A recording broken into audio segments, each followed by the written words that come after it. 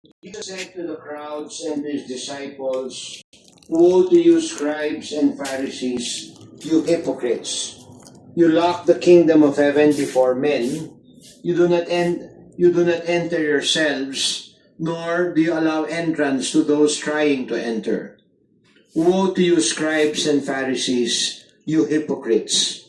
You traverse sea and land to make one convert, and when that happens, you make him a child of Gehenna twice as much as yourselves. Woe to you, blind guides, who say, if one swears by the temple, it means nothing. But if one swears by the gold of the temple, one is obligated. Blind fools, which is greater, the gold or the temple that made the gold sacred? And you say, if one swears by the altar, it means nothing. But if one swears by the gift of the altar, one is obligated. You blind ones, which is greater, the gift or the altar that makes the gift sacred? One who swears by the altar swears by it, and all that is upon it. One who swears by the temple swears by it, and by him who dwells in it. One who swears by heaven swears by the throne of God, and by him who is seated on it. My dear brothers and sisters, the gospel of the Lord. Praise to you, Lord Jesus Christ. Today, up to Wednesday, we will be reading the gospel that would talk about the 7 woes of the Pharisees in Matthew. Of course, this is a very clear, in a sense, it's the exact opposite of the Beatitudes, But let's spend time today, putting context to our reflections, and hopefully we will be able to better appreciate, our reflections and prayer the next 3 days, when we will reflect on the woes of the Pharisees, So number 1 is the context. I'll just talk about context, And then number 2 is that how the Pharisees distorted such a great tradition of the Jewish religion. So the second point, And then the third point is how, in the end, religion became a burden rather than really a grace to become free, the spiritual freedom. Okay, so first the context. We need to remember, we need to bear in mind that the Jewish religion was in a sense had 2 pillars, 2 foundations. One is the law, Moses, remember the transfiguration, and the other is the prophets. So these are the 2 great traditions of the Jews. The 10 Commandments was the core, and then you have the first 5 books of the Old Testament, the Pentateuch, what you call the Pentateuch. So in a sense, the Jews were a people of the law. And remember, behind that people of the law is obedience to God's will. I think it's very important for us to put that in context, that the law was meant to help them become obedient to God's will and to the covenant that they have with God. So if you apply that to our present context, you're talking about the rule of law. I remember one time I have a student who's a lawyer, did government service, and one time we were talking about what was going on in the country. And then he told me, which struck me so much. He said, sabi niya sa akin, Father, all great countries, all great societies, became great because of their respect for the rule of law. The spirit of the law, the rule of law. And perhaps that is a reflection that you must make today, Do we have a respect for the rule of law? Because in a sense, the Lord reminded the Pharisees and the scribes, go back to the spirit of the law and respect the spirit and the rule of law.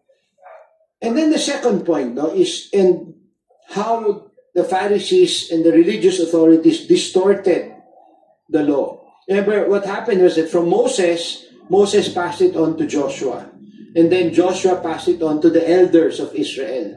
And then the prophets became the caretakers of the law. And then the scribes and the Pharisees. And it was at that point now, that they distorted the practice, Remember, in the gospel, the Lord said, listen to what they say, because they're talking about the correct principles, But do not follow their example, Because they have distorted, the application and the living out of the principles. And I think, again, we ask ourselves, yes, we must obey the rule of law, but again, no, take a look at what the Lord is saying in this woes of the Pharisees. He said, and you started, sabi nga, diba, they nitpick. They started to look at the small details, forgetting the principles behind the law, no? So this is what this is the second point that I'd like you to reflect on, no? Have we forgotten the spirit of the law? Or are we just trying to find little loopholes here and there, no, to our advantage, no? Because that is happening today, no? And then the third and final point was that the Lord said, no, instead of making the law, which is a great tradition of the Jewish people, instead of making it a way for people to experience spiritual freedom and actual freedom of the spirit and of life, it became a burden, no? And for example, the three woes that we heard today, no, the Lord said, no, you prevent people from entering the kingdom. Why? Because they prevented people from recognizing the presence of Christ, recognizing the presence of the Messiah. Remember, they kept on maligning Christ. No? And then second, he talks about, you teach others also. This is the second woe. You teach them, but you also teach them hypocrisy. No? So that was the second criticism of the Lord. And then the third woe, he said, you blind guides, no? You blind guides. And what does that mean? The Lord said, how can you guide people to the Lord when you do not have a relationship and respect for the truth in the Lord? So you see now, no, how their hypocrisy, the distortion of the law in many different ways gave them the authority, burden the people rather than making people experience salvation. Siguro maganda na makita natin na napakahalaga nitong 3 araw na ito kasi pag ninilayan natin yung pagtutuligsa ng Panginoon sa mga Pariseo at mga Eskriba, no? Siguro mahalaga yung konteksto. Una sa lahat, tandaan natin na ang tradisyon ng batas, no, ay napakalakas sa mga Hudyo, no? Dalawa yan, mga propeta at yung mga Hudyo. Nagsimula kay Moises, di ba, ang batas. Pero ano nangyari, no? Ang ginawa ng mga Pariseo, kaya galit na galit ang Panginoon, ay parang ginulo nila, no, yung tradisyon na yon, no? Kaya mahalaga na maunawaan na sabi nga ng isang estudyante ko na abogado na at nagtrabaho sa gobyerno, sabi nga, nagsilpong ka pa. Isang magaling at maging dakila at maging makapangyarihan. Sinabihan na kita. Meron silang pag-respeto sa rule of law. Hindi nila pinapagpos yung rule of law. Pero mahalaga na maunawaan natin yan. Kasi kapag yung batas dito sa tradisyon ng ating mananampalataya, ang batas ay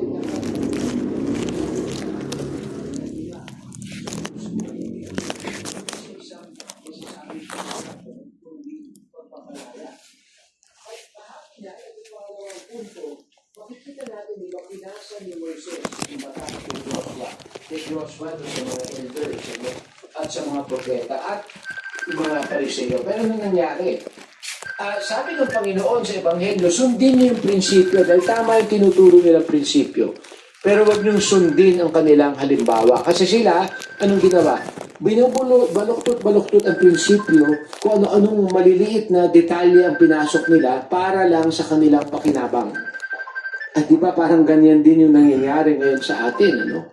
Nahahanapan lahat ng kung ano-anong butas, no? Pero nawawala ang prinsipyo ng paglaban sa korupsyon, ang pagiging transparent at accountable ng ating gobyerno. Mahalaga na balikan natin to kasi ito ang sinasabi ng Panginoon, ano? Dito sa Ebanghelyo ngayong araw at sa mga darating na araw. At yung huling punto ay yung kanyang pinakamabigat na paratang. Sinabi ng Panginoon, pinahirapan niyo mga tao, binigyan niyo ng mga pabigat at hindi pagpapalaya. Yun ang naging relihiyon, ano? Imbis na mapagpalaya ng diwa at ng buhay ng tao, naging pabigat ang relihiyon. At binigay niya at ibang halimbawa, no? Hindi niyo sila pinapapasok sa kaharian ng Diyos kasi ayaw niyong makilala nila ang Mesiyas, no? Ang Panginoong Hesukristo. Sabi niya, tinuturo kayo ng inyong pagka-hipokrito, at sabi rin niya, di ba, na kayo yung mga bulag na nagtagagabay kasi hindi nyo nakikita ang katotohanan, hindi nyo nakikita ang Mesiyas. Now today, as we begin our reflections on the woes of the Pharisees, I'd like you to invite you to reflect on these 3 Gospels the coming 3 days. Actually, it's in one chapter, and to realize how a lot of this can guide us in our present situation. Our desire to build a government that is free of corruption, a transparent and accountable government. So today, let us pray that we may be able to truly pray and inspire us. What can we do to build a better society? And as I mentioned at the start, a society that respects the rule of law.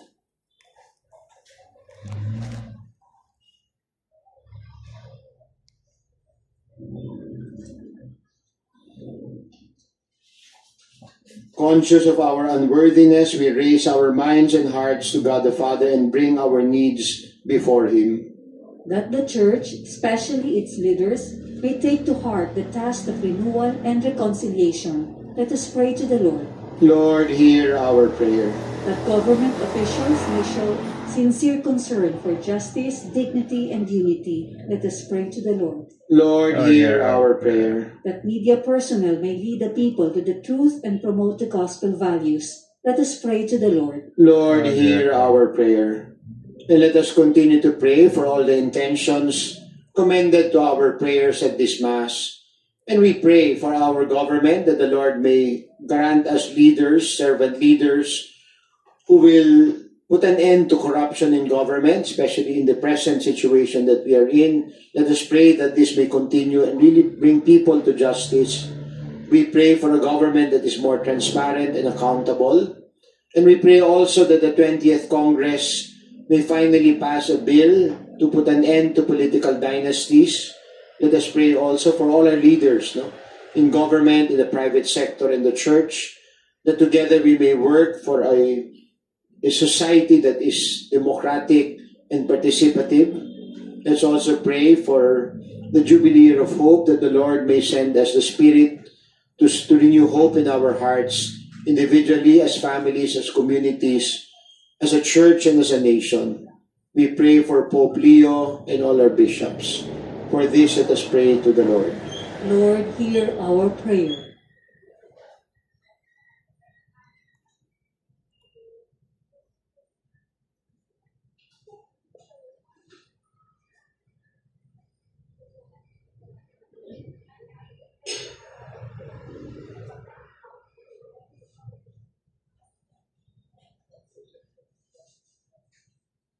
Pray, my dear brothers and sisters, that this our sacrifice may be made acceptable to God, the Almighty Father. May the Lord accept the sacrifice at your hands for the praise and glory of His name, for our good and the good of all His holy Church. O Lord, who gained for yourself a people by adoption through the one sacrifice offered once for all, bestow graciously on us, we pray, the gifts of unity and peace in your Church, through Christ our Lord. Amen. The Lord be with you. And with your spirit. Lift up your hearts. We lift them up to the Lord. Let us give thanks to the Lord our God. It is right and just. It is truly right and just, our duty and our salvation, always and everywhere to give you thanks, Lord, Holy Father, Almighty and eternal God, through Christ our Lord. With love, we celebrate His death. With living faith, we proclaim His resurrection. With unwavering hope, we await His return in glory.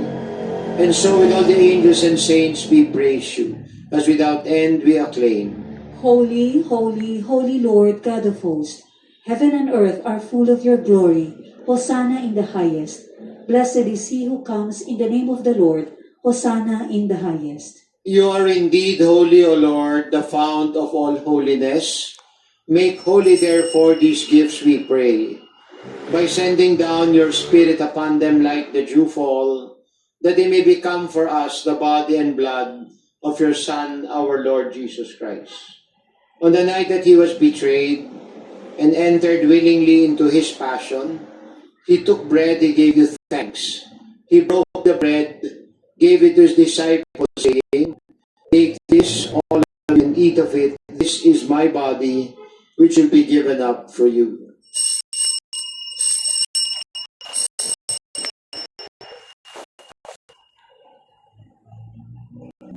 In a similar way, when supper was ended, he took the chalice. Again, he gave thanks and praise. He gave thanks to his disciples, saying, "Take this, all of you, and drink from it. This is the chalice of my blood, the new everlasting covenant. It will be shed for you and for all, for the forgiveness. Do this in memory of me."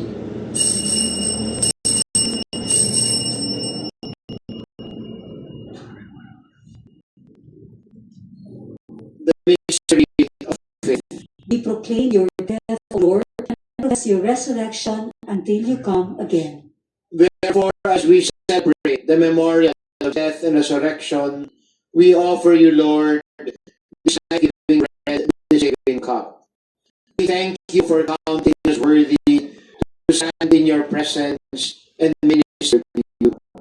Humbly we pray that the partaking of the body and blood of Christ, we be united into one by the Holy Spirit.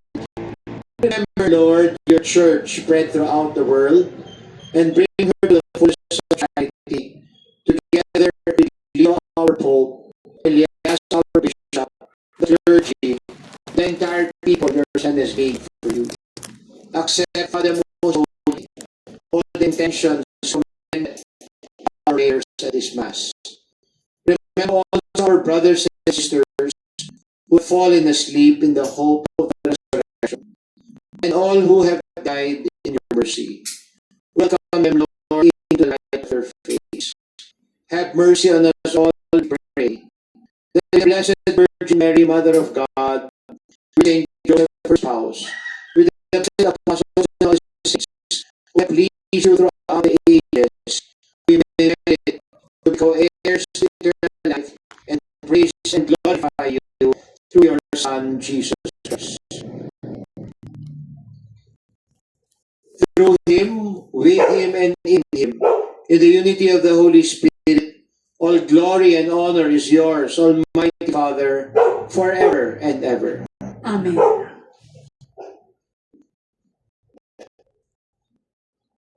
As the Savior's command, informed by the divine teaching, we dare to pray. Our Father who art in heaven, hallowed be your name. Your kingdom come, your will be done on earth as it is in heaven. Give us this day our daily bread, and forgive us our trespasses, as we forgive those who trespass against us. And lead us not into temptation, but deliver us from evil. Deliver us, Lord, from every evil, and grant us peace in our day. In your mercy, keep us free from sin, and protect us from all anxiety, as we wait in joyful hope for the coming of our Savior, Jesus Christ. For the kingdom, the power, and the glory are yours now and forever. Lord Jesus Christ, you said to your apostles, I give you peace, my peace I give you. Lord, we beg you not to look on our sins, but the faith of your church, and grant us the peace, the unity and the joy of your kingdom, where you live forever and ever. Amen. May the peace of the Lord be with you always. Amen. And let us offer each other the sign of peace.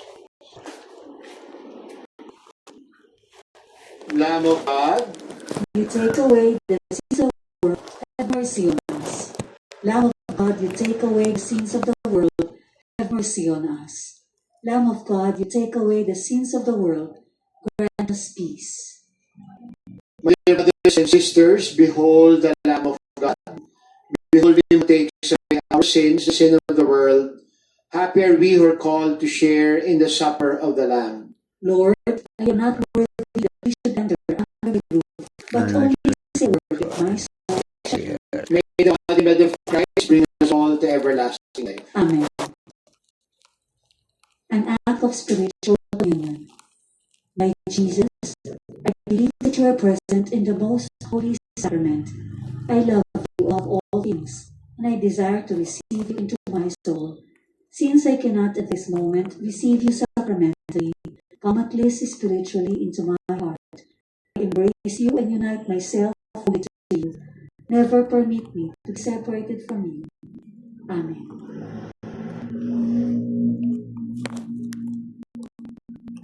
And together let us offer our Jubilee prayer. Loving Father, we humbly yet joyfully come before you as we continue our pilgrimage in this Jubilee year of hope. We stand before you in hope, confident that hope does not disappoint, because your love has been poured out into our hearts. As we face the many challenges and trials in our world today, most especially in our beloved country, the Philippines, help us remember that into the darkest and starkest place of death, Jesus Christ, our Savior, entered and transformed death by his salvific love. Love generates hope because hope is in Jesus who works within and around us. Bless us with his love and hope, and may we draw guidance and inspiration from the exhortation of our bishops.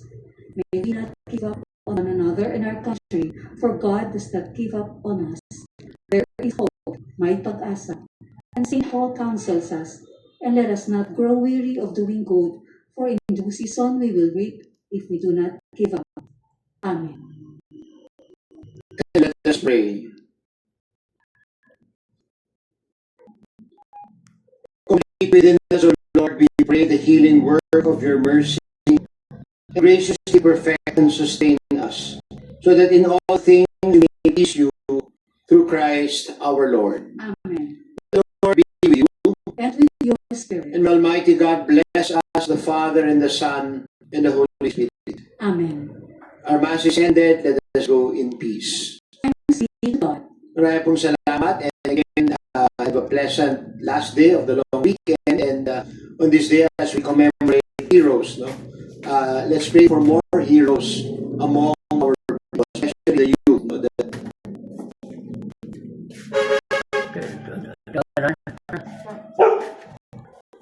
Father, Son, and the Holy Spirit, Lord. We humbly offer our thought, word, prayer, troubles, sacrifice, not prayer, Jesus, our Father, who art in heaven. Thy kingdom come, thy will be done on earth as it is in heaven.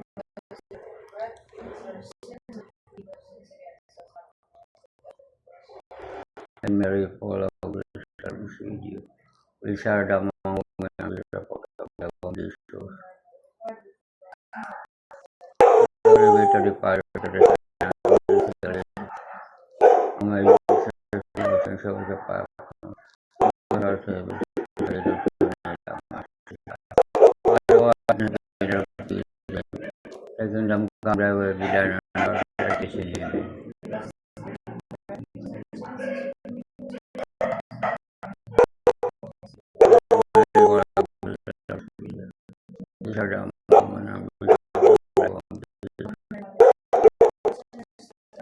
Glory be to the Father, to the Son, and the Holy Spirit.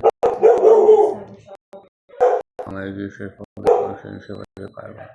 Bring us to the Jesus. Lord of heaven and earth, I bring Jesus, our Lord.